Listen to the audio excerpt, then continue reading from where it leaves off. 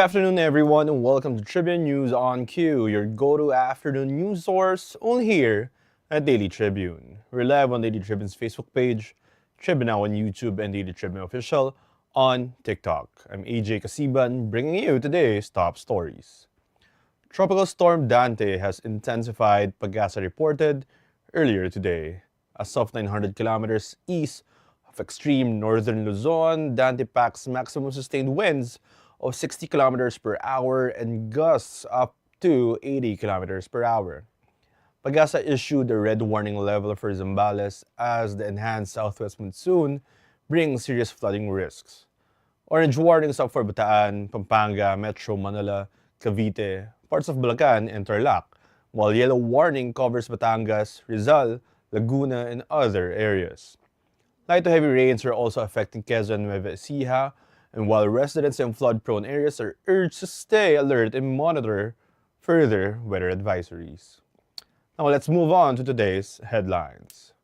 Interior Secretary John Vic Remulla apologized for his casual and humorous tone in announcing class and work suspensions, saying he meant no offense and only wanted to lighten up the mood. His Gen Z-style posts drew criticisms for being unprofessional, with reactions from celebrities like Jake Ejercito and Jesse Mendiola. Meanwhile, President Marcos defended Remulla, emphasizing that what matters is clear communication. Malacanang has authorized Remulla to lead such announcements during emergencies. So pagka ganito, basta sinabi na, the SILG will make the announcement, and that is what's the fake news, yun na yung totoo. So it's just simple, it's just to make things clearer, because sometimes nagkakaproblema, because hindi naman malicious, misinformed lang, tapos pinopost, sinusundan ngayon ng tao, mali naman pala. So we're just trying to improve that system. Next up, the National Irrigation Administration, or NIA Region 1, has ordered the temporary closure of dam intakes to protect newly planted rice crops from possible heavy rains and strong winds. Acting Regional Manager Engineer Jeffrey Catulin said this precaution applies across the region. While San Roque Dam in Pangasinan is being closely watched, he assured the public that its water level remains below critical. Smaller dams are also under central monitoring. Now, the Lawyers for Commuter Safety and Protection, or LCSP, expressed full support for Senator Francis Pangalinan's proposed Dignity in Commuting Act, which aims to protect commuter rights and improve public transport. The bill promotes sustainable mobility, equitable road sharing, and commuter compensation. It also proposes a National Office for Commuter Affairs. The LCSP called on Congress to pass the bill urgently, citing the daily struggles of millions relying on public and active transport. Now, we go on to the updates on President Ferdinand Marcos Jr.'s meeting with President Donald Trump in the U.S. Now, he clarified that no new security or defense agreements were finalized during his meeting with U.S. President Donald Trump, citing constraints. He emphasized that their talks focus on ongoing cooperation. Defense Secretary Gilbert Teodoro, meanwhile, added the discussions centered on enhancing existing bilateral and multilateral military collaboration. The meeting reflects continued dialogue between the two allies amid evolving regional security dynamics. Now, President Ferdinand Marcos Jr. said immigration was not discussed during his meeting with U.S. President Donald Trump. Now, Marcos noted Trump's policy on illegal immigrants remains unchanged. This comes amid reports of U.S. ICE arrests involving Filipino Americans. A 2024 document shows 3,772 Filipinos face final removal orders. The Department of Foreign Affairs, or DFA, estimates around 370,000 undocumented Filipinos currently reside in the United States, prompting growing concerns within Filipino communities abroad.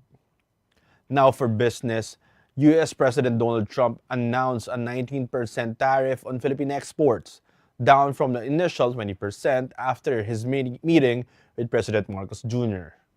In exchange in Philippines, The Philippines agreed to zero tariffs on U.S. goods, including automobiles. Marcos called the 1% cut a significant achievement, despite smaller gains compared to its neighbors like Indonesia and Cambodia.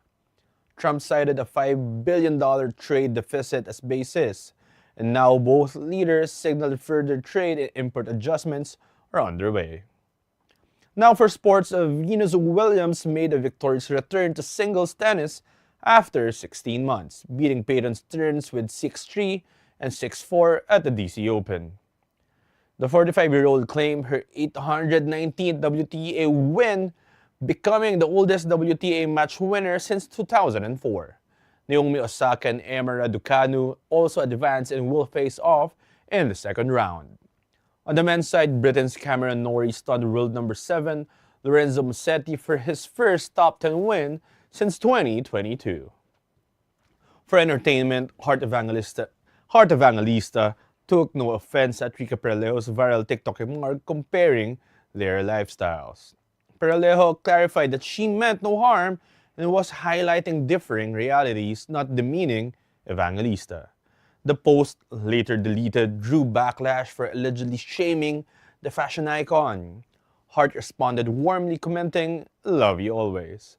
While Peralejo thanked her for understanding, both emphasized the message to avoid unhealthy comparisons between celebrities and everyday life.